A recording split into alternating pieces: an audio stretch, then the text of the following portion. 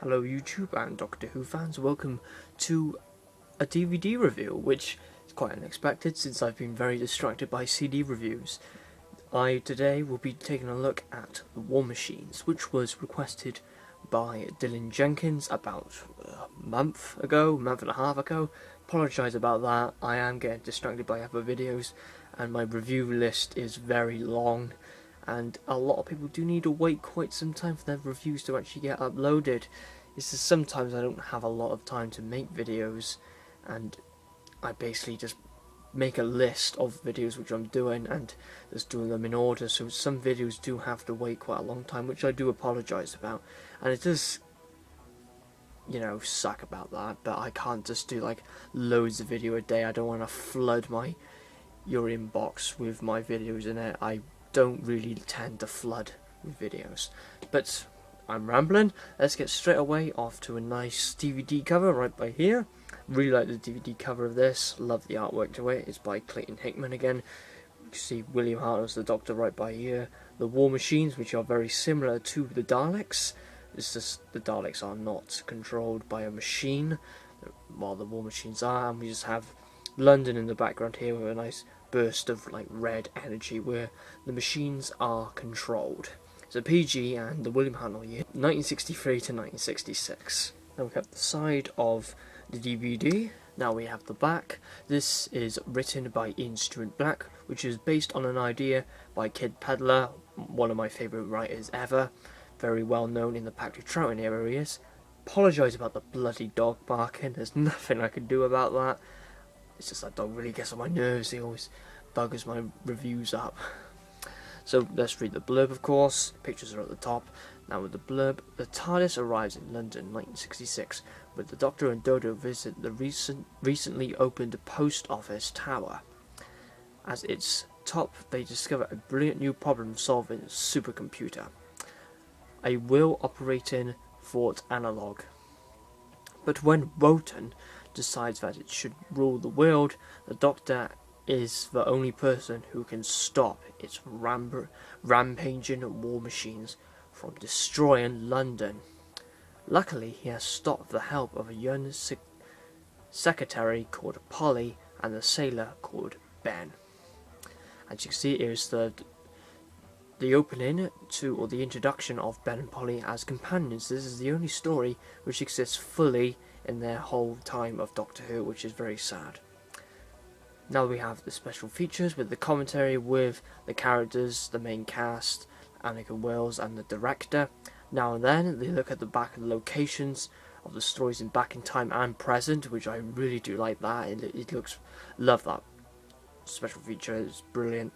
We have the Blue Peter, Wotan Assembly, War Machines Design Plan, a PDF, DVD, ROM, Radio Times Billings, photo gallery, production information, subtitles, Easter egg, a coming soon trailer, a digital remaster picture, and sound quality.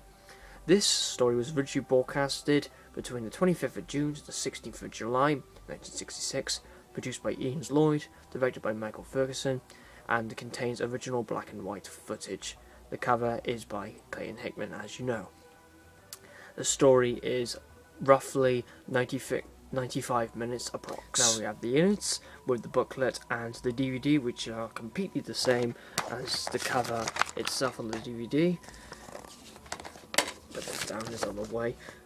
Now the booklet with the commentary, now just talking about Annika Wills and Michael Ferguson, the special features which I've already gone through, and the episode, which is a 4-parter.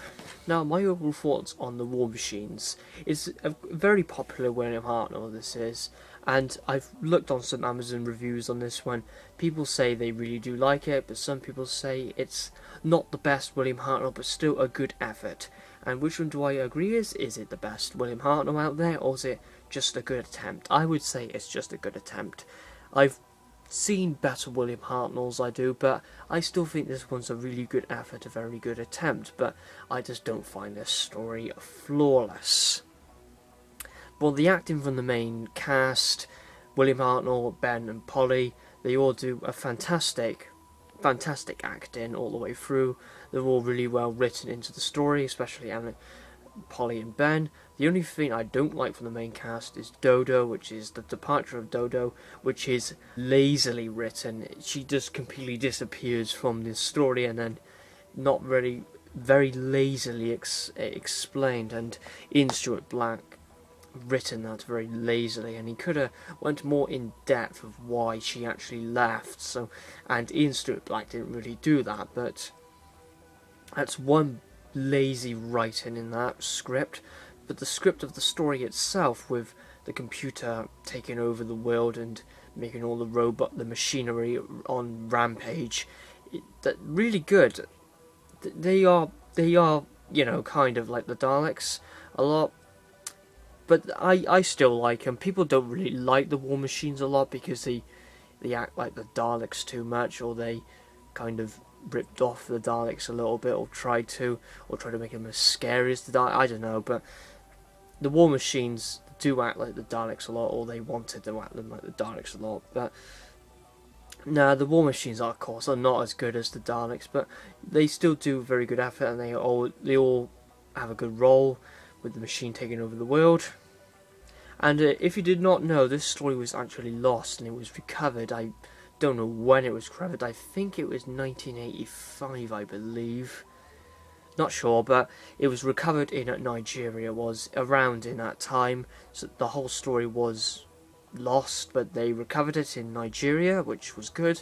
And if they did not recover it, the War Machines would possibly not exist to this very point in time.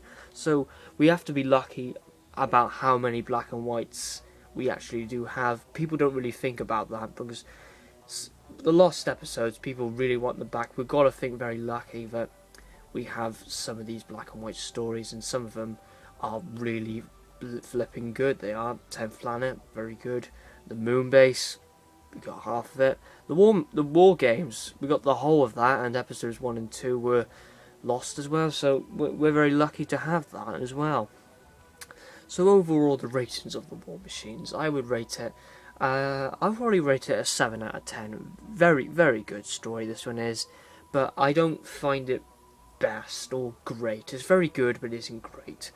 So, War Machines, very good effort this one is, very good characterization, except for the ending part of the departure of Dodo, which is very lazily written. Ian Stewart Black has written some good stories, some bad stories, like The Savages, which I do not like. The War Machines, which is a good effort, and he also wrote The Macro Terror, which I don't mind of a story. I think he's quite a not very well known writer in his time, but The War Machines is probably one of his better efforts, I would say.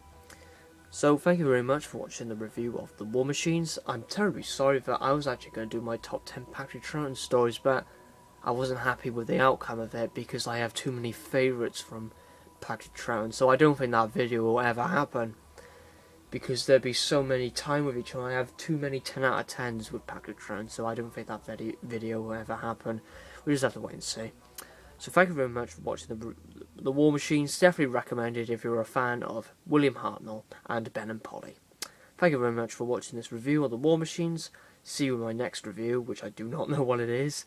I have to get my list out, but thank you very much for watching, and have a fantastic day, everybody.